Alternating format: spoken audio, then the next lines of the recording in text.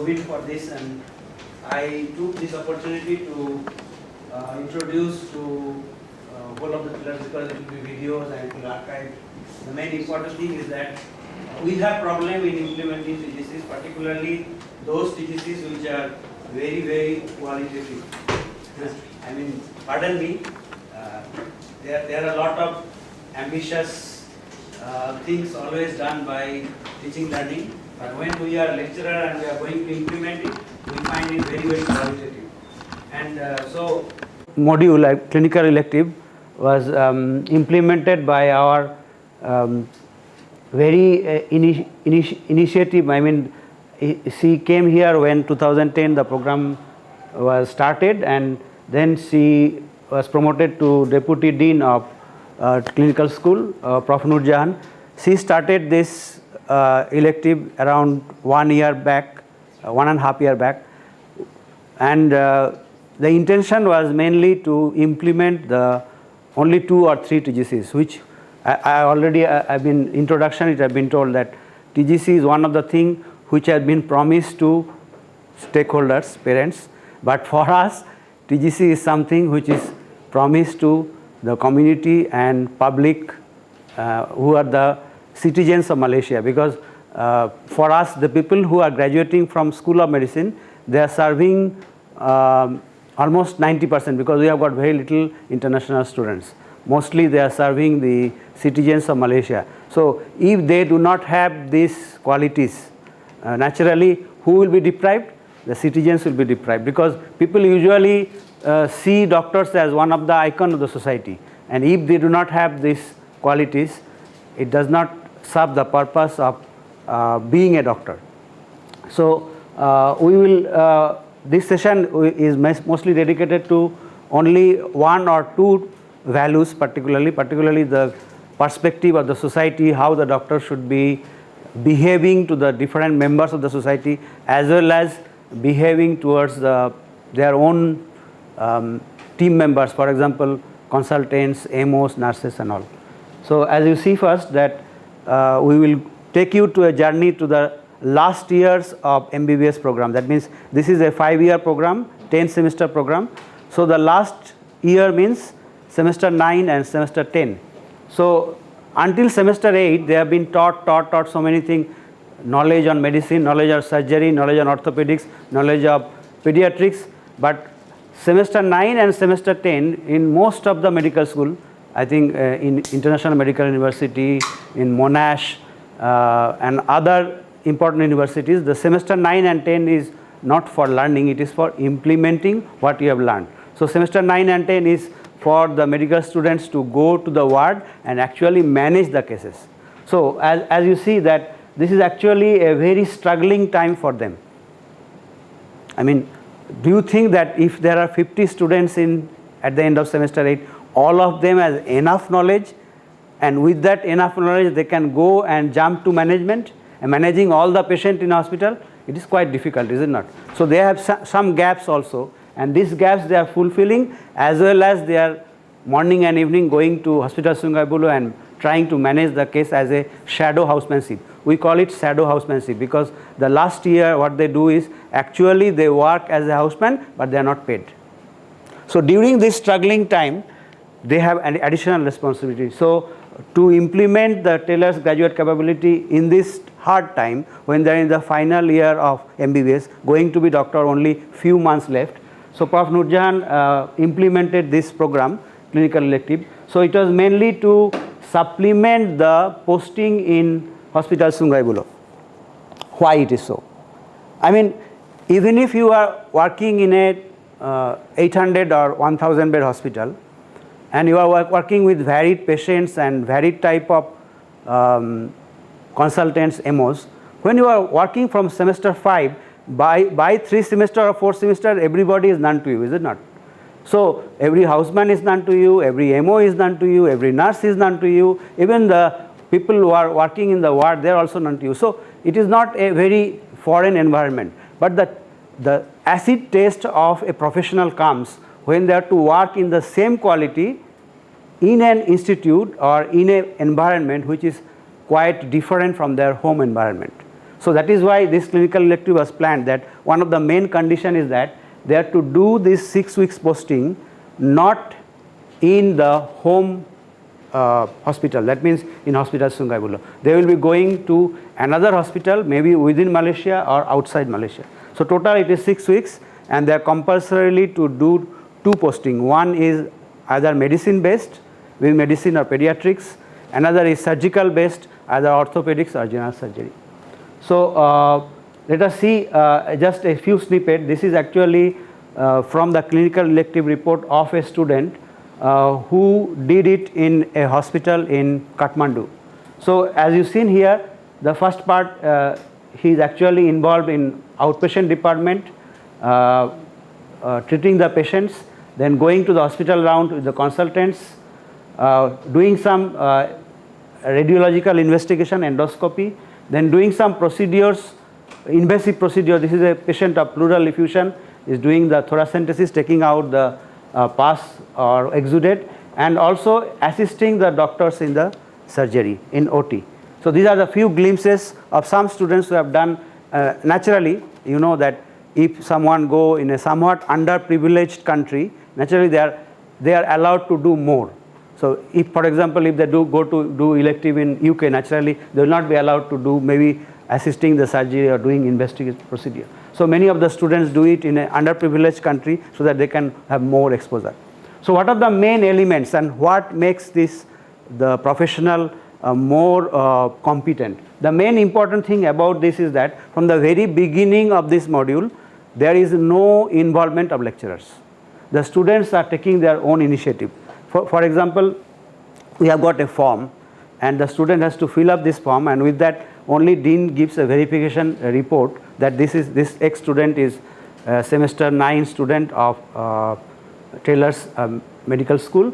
With that they go and send emails or phone calls to the hospital authority. They get the approval of the hospital authority. They plan the objectives. The planning objectives, remember that planning the objective we have made a 3 main part. One is personal learning goal.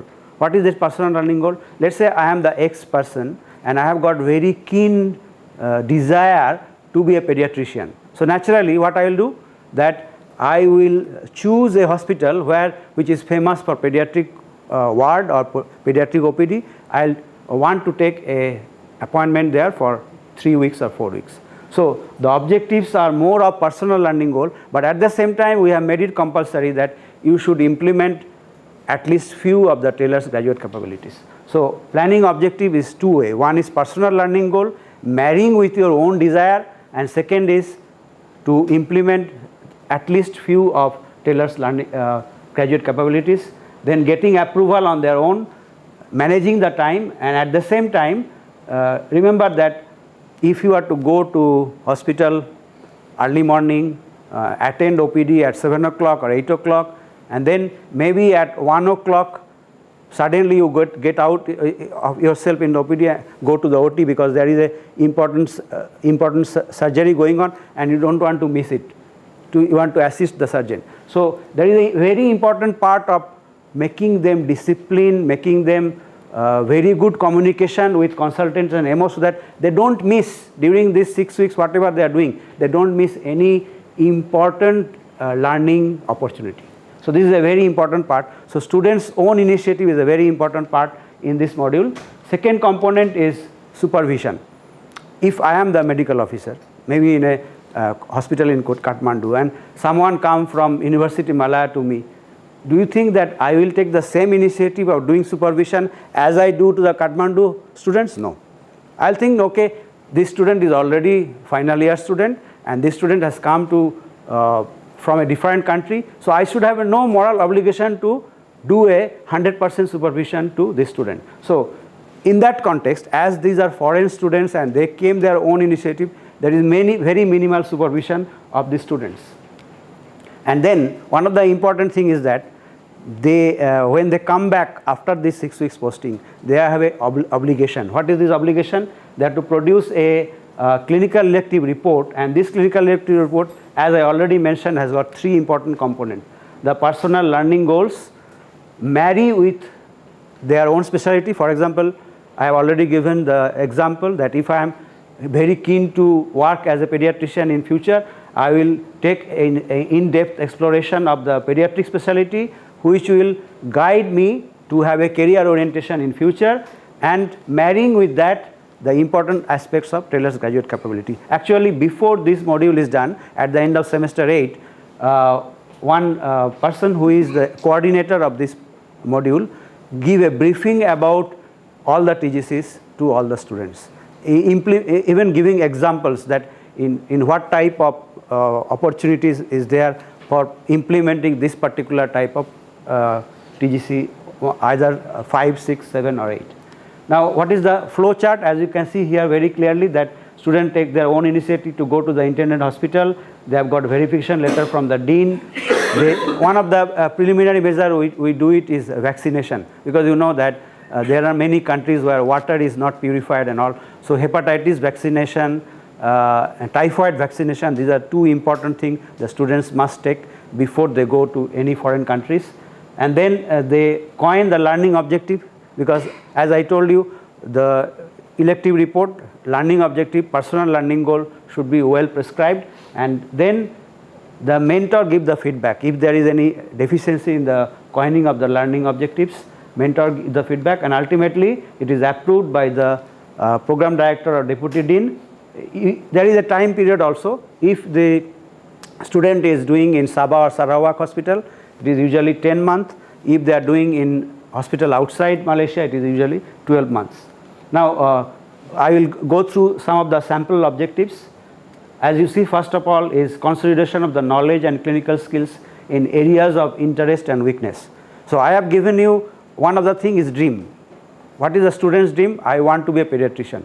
But as a teacher, what do I feel? Does this student have enough knowledge in child health? Are they competent to take their, does he have a professional value to tackle a child of 6-month-old or 3-month-old? So when they coin, one of the things the mentor has to see is areas of interest as well as areas of weakness. Then second thing is reflection upon the personal learning goals, then reflection upon the TGCs, and encouragement of initiative and sense of responsibility under minimal supervision. So this is one of the things that certain mentors, when I talk with them, they feel that not all the students are quite capable of doing a clinical elective on their own, because not all the students are at this stage at the end of semester 8. They are not quite capable of time management, taking their own responsibility. So the last one is very, very important, encouragement of the initiative and the sense of responsibility. When I looked at the 17 people's clinical elective report, I went through each of the line. I found that yes, by seeing at the reflection also you can know that this is one of the main important thing about successful of this program, is that self-initiative and sense of responsibility. Because it is a professional course, and at the end of them they are becoming a houseman and medical officer. So naturally this is a very, very important quality which should be reflected in the objective. And the last one is the experience of a different type of healthcare. As I already told you that from semester 5 to semester 8 they are already there in Hospital Sungabulo. They know everything there. So naturally it should be done in a different type of healthcare facility. Now coming to the intrapersonal skill, how does it develop a Taylor's medical graduate? Number one is they are managing their own self. That means, as I told you, that there are minimal supervision. There is a foreign environment. So they are self-reliant to learn and apply. They reflect on their own actions and learning. And during this briefing, when it is done before the elective, the Taylor's core values are again emphasized. Because you look at the cycle, regular attendance, time management. Not only time management. I have shown you a picture that a student is doing the thoracentesis. They are putting the particular area where the pleural effusion is there and taking out the pus. Do you think that all the students are capable of it? No. So one of the important thing about this is self-awareness. Because this is a human patient, I should not experiment on a human patient being a professional. So naturally, if I think that my knowledge about respiratory system, about pleural effusion, about doing thoracentesis is not enough, I will not venture. I will give my time, and when I will be capable of having the skill, I will do it. So self-awareness and increase the pace of work as per ability. This is a very important thing, and sometimes some students jump to it and then they being scolded, or they being scolded by the patient, scolded by the nurse, or scolded by the consultant, they cannot do the skill properly. So reflect on their own actions. And why reflect on the own action? Because these reflections should be reflected into clinical elective report. So how do they implement the core values? As you know, it is usually embodied into few lettered word, RECIPE, RECIPE. RECIPE is respect and care for each other. So if they are doing in a foreign environment, in a foreign hospital, which they do not know, if they do not have the respect and care for the nursing staff, for the ward boys who are helping to carry something, or even consultant MOs, they cannot do anything. They cannot learn anything, they cannot implement anything. Then second one is E. Second E is excellence. So as I already told you, that if you are doing a maneuver, you must be excel in it and then only try. RECIP, the next C is communication, open communication with the consultant, open communication with the MO, how much skill I have, how much skill I do not have, act with integrity, passionate in what you do, and create enjoyable environment. So it is not possible to always personify all the values, but we always stimulate them at the semester 8 before they do that. At least few of the Taylor's core values, they do it. And as you see that they are doing actually with the live patient in a scenario which is live. So naturally they can embody most of the Taylor's core values. Now coming to now about reflection, this is one of the graduate, Dr. Eo Yen Lee. Just look at what she has written in the very beginning of the elective report. Throughout the 6 weeks time, there was no specific timing for my clinical elective. It was solely up to my own initiative. It takes discipline, perseverance, and most importantly, the urge to learn more and be better to achieve good attendance, clinical knowledge, and skills. We will later on again hear from her. Now, as you see that her posting is in Johor Bahru Hospital, and the initial part, the 3 weeks, she was in A&E, Accident and Emergency Department. So what are the things she achieved at the end of the 3 weeks posting there? Assisted in survey of trauma patients, assisted in setting IV line in red zones, perform venipuncture and branular insertion, perform ECG, and done wound cleaning. I mean, if professional, fully established doctor, you may tell that these are not too many things. These are very primary things. But as you know, I already showed you the time management, your skill, how to, if I am looking at the reflection of Eo Yen Lee, yes, she is correct. She is very, very honest. She doesn't tell, okay, I have assisted this surgeon to do a IM nailing of a fractured neck femur. No, this is not possible at the maturity at this level. So what she has done is, she is correct. Whatever her capability, she has done according to that. Now let us look at another TGC which is implemented, and I will give another scenario for that also. So not always when you look at, you are looking at mostly developing yourself, developing your own skill, developing your communication with hospital staff, developing your communication with the patients.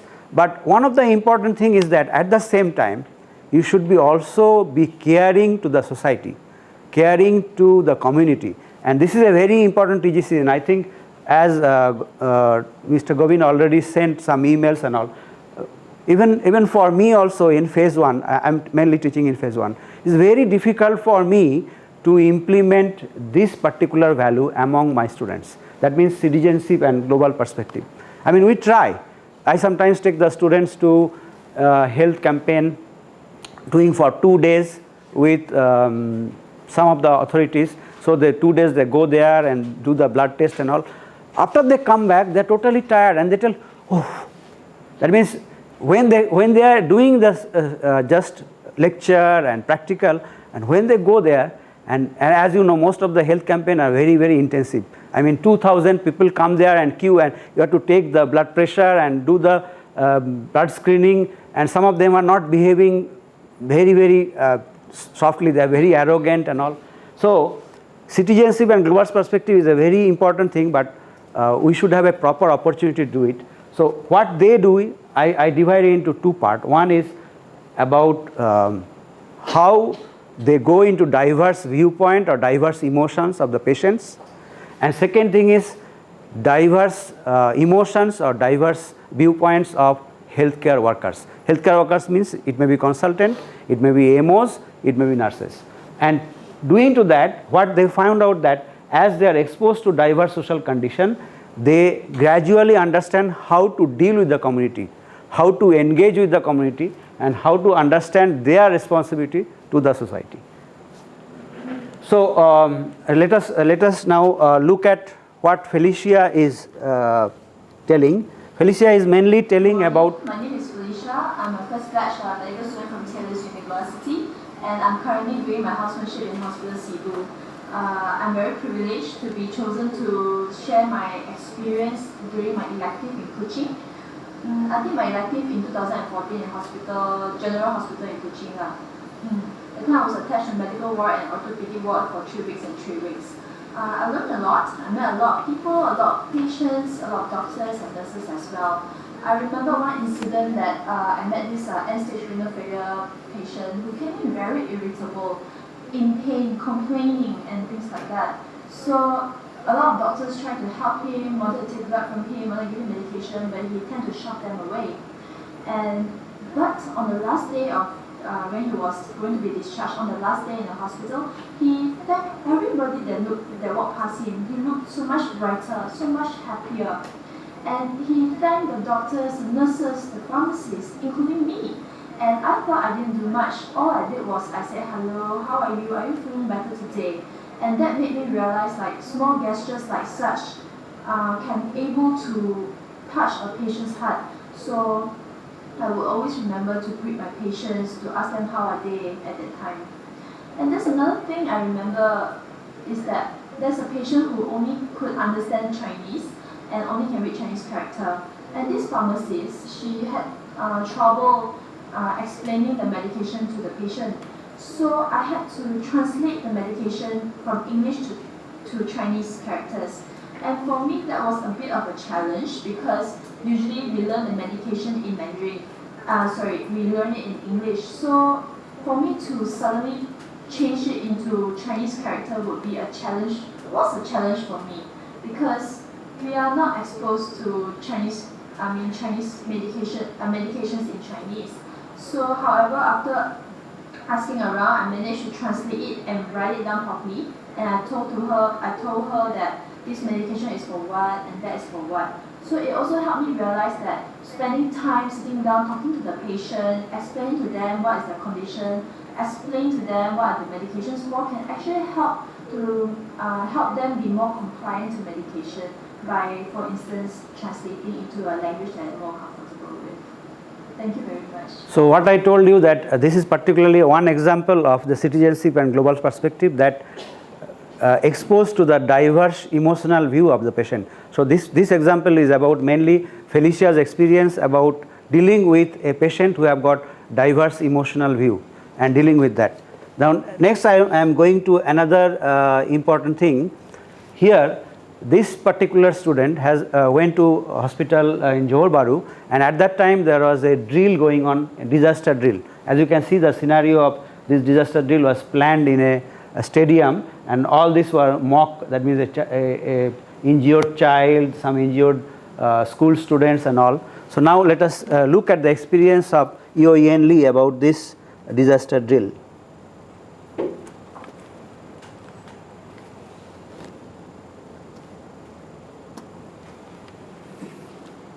Hi everyone, I'm Yeo Yen Lee, graduated from Taylor's University School of Medicine in year 2015. First of all, I would like to thank to our school for giving us the opportunity to do our clinical elective at our preferred hospital. I did my clinical elective at Emergency and Trauma Department at Hospital Sultan Ismail, Johor Bahru during my 4th year. I truly appreciate everyone in the department for allowing me to learn from them and guiding me throughout the posting. Apart from history taking, physical examination, and hands-on experiences, I was really glad to have the golden opportunity to be able to observe the disaster drill, which was the Bencana Waran, on the 2nd day of my elective, which only held once in a few years. The disaster happened at Stadium Hockey Taman Daya, Johor Bahru. It was really amazing to involve the community, police, bomba, medical professionals from Hospital Sultan Aminah, MOs, HOs, MA, ambulance drivers, staff nurses, MO on call from all the departments, forensic unit, radiology department, and also pathology lab. Besides, there were a lot of pseudo patients with polytrauma, hypovolemic shock, cardiac arrest involved in the disaster. The primary aim of the disaster drill are rescue from immediate danger and stabilizations of physical and emotional conditions of survivors. This disaster drill began with receiving phone call of the disaster, dispatch of medical personnel, confirmation, red alert, action card, resuscitation, and other processes, until stand down was announced. At the end of the day, there was a post-mortem of disaster drill to review about the process, the benefits of using a standard board to compile all the patient data, and also the importance of 5S, which include safety assessment, scene size up, set information, set up the scene, and also start triage. One never know when a disaster will happen. From the disaster drill, I realized the importance of contribution from each team, their responsibility to the community, and also the importance of preparing everyone to cope and act efficiently when a disaster happened. Apart from that, I had learned a couple of very important values from the drill, such as team spirit, which without it, the drill wouldn't be a success.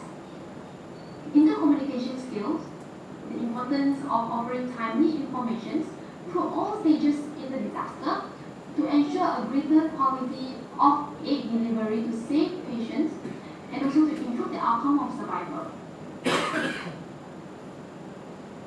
Lastly, this invaluable experience had reminded me to practice what we should possess as a Taylor's graduate.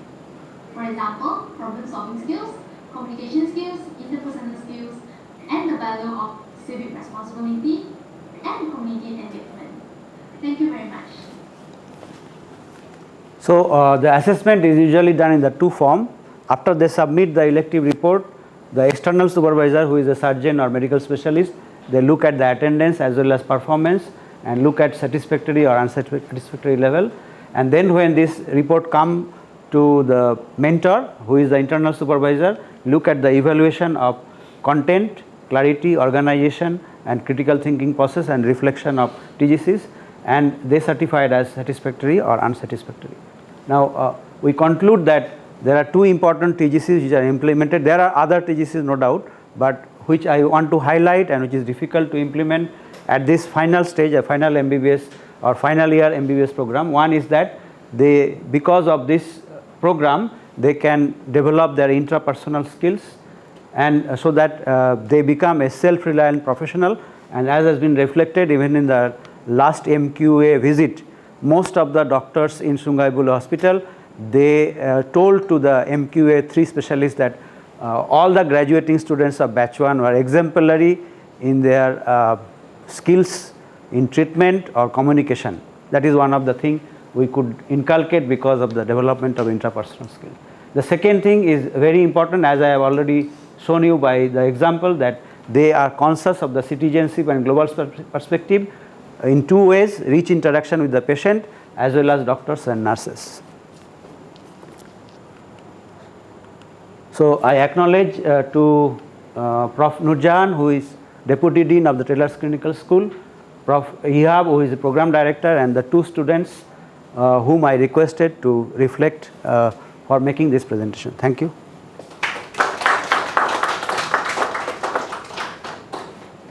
Questions? Q&A session. Any questions from the floor? We can have 3 questions. Yes. Can I ask a question? Thank you, Dr. Nilesh, for well presented presentation. Just like to ask, actually there's 2 questions in one. I hope you can enlighten us. I believe that students were in their semester 9 they need to be independent to find their own hospitals and all these things. So my question is, how do you prepare students towards semester 9, where they need to be independent and all this? Is there a training or an exercise given to the kids? No, unlike other programs, what I see when I go there, even compared to phase 1, I have got timetable. Nicely, 8 o'clock they come, or Dr. Nilesh is there to take the lecture. 9 o'clock, Dr. Umesh or Dr. Ameya is there. 12 o'clock, Vivian, lab officer, is there taking them. But if you compare them in the phase 2, nothing. They are to go to 7 o'clock or 6:30 or 10 o'clock in the night to find out or secure the patient, which they will clerk on the evening or early morning, and then the physician or surgeon will come after round around 9:30, and the clerk already patient, and then everybody will gruel through the history taking part, the physical examination part, the investigation part and treatment part. So this acid test start from semester 5 onward. Until semester 4 they are there. So we do not have a definite timetable that okay, X student should go to this ward and should be with the consultant. No. Student has to secure their own patient, clerk them, and then the doctor come and gruel them on that. So from semester 5 to semester 8, and according to that also they come back from the hospital by around 4:30, they have a lecture between 4:30 to 5:30, then again they 7 o'clock they go to hospital. So in this type of curriculum, naturally if you see that after they come out from phase 1, there is complete self-reliant, they have to do their own job.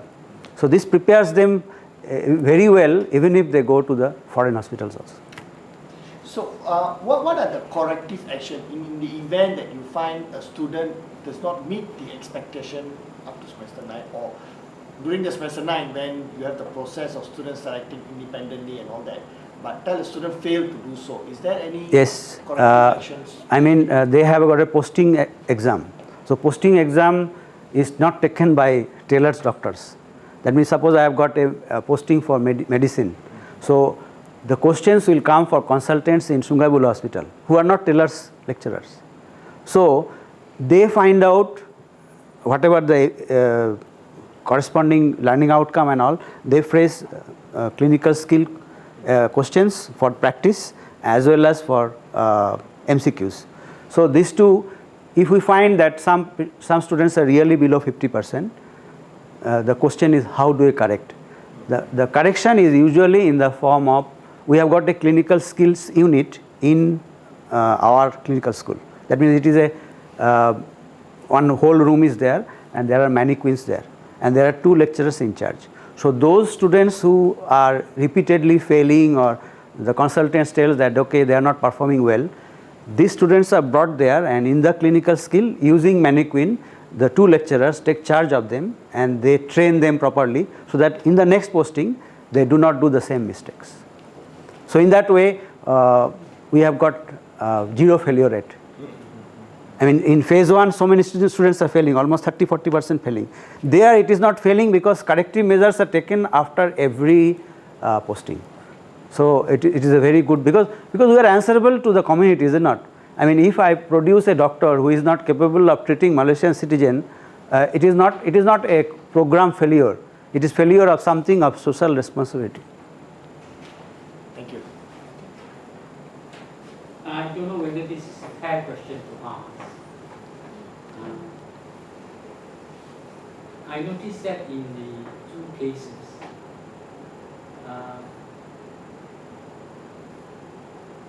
in both cases also there is this sequence in which they talk about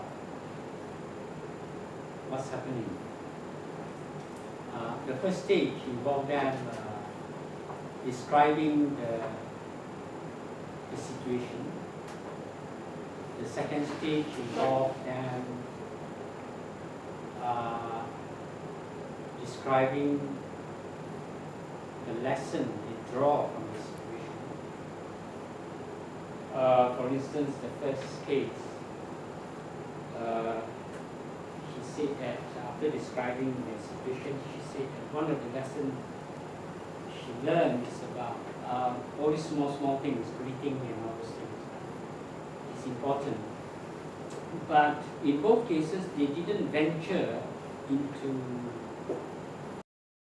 a deeper level, in the sense of talking about themselves. They talk about the situation, they talk about the lesson that they draw from that situation, but they don't talk about themselves in the sense of positioning themselves in terms of sharing their value position of the dilemma they face before this, in that sense, in a very personal sense, of which I think a profession like medical profession, the personal engagement is an important part. You know, they need to work out this thing within themselves, because they're going to face all this dilemma. So that part I see seems to be missing. When I see that, I don't. Yeah, I agree with you. I mean, I'll show you a slide later on. You know, one of the things practiced in UK medical schools and not practiced in most of the Malaysian medical schools is about that. What you tell is 100% correct. I mean, we should train from the very beginning. Personally, I feel many of my lecturers don't agree with me. Truly speaking, in medical lecture they don't. Personally, I feel that whatever you are telling, that should be done from day one, from foundation. And that is why most of the UK school, what they do is that they have got portfolio. Whatever they do, I mean, even for a single day, for 4 hours they are doing, for example, here we have got module, is it not? They have got lecture, practical, but at the end of this clinical skill, one day they go there and they pursue some patient, take their history and come back. But there are no portfolio. So we are wasting actually the opportunity. That means there may be 45 students, and these 45 students, as you tell, many of them are not mature. They have not maturity of self-reflection about the situation, self-reflection about how I categorize the situation, whether I have responded properly or not. And there lies the importance of e-portfolios. So any opportunity is there, wherever there is interaction with the patient, they should write down, and there should be a person, although it is very difficult. I mean, we implement, I personally can tell, I implemented this another school in Malaysia, and people are all firing me. I had to resign. Because I produced in semester 1, 3 portfolio. And most of the time, the lecturers are busy in correcting portfolio and having a face-to-face situation with educating them. So, I mean, yes, it should be done, and it requires a lot of dedication from the lecturers. And sometimes we are restricted because of lecturers' too much preoccupation, because most of our postings, like medicine posting, only one lecturer is there from Taylor's. We take the help of another 4 lecturers from Sungai Buloh. So it should be done, and I'll show you some slide where I think this can be categorized. As you look at this, usually some of the lecturers in Sungai Buloh, they are practicing that. You have a respect to autonomy and confidentiality of the patient. You show respect to the colleagues, consultant and MO or nurses. You are careful not to distract others by showing off. Respect viewpoints of others and places interest of patient above own empathy. And they categorize the marking of the student in the posting according to 4 levels. 1 is highly developed, when it's 4. 3 is good but scope for improvement. 2 is adequate, and 1 is very poor. So the example I am telling you, there are some reflective measures. Those who are poor, they are usually taken separately, and then 2 lecturers are there in responsible of the clinical skill. They actually take care of them. I mean, yes, there are people who have got very little opportunity to improve them now. Thank you.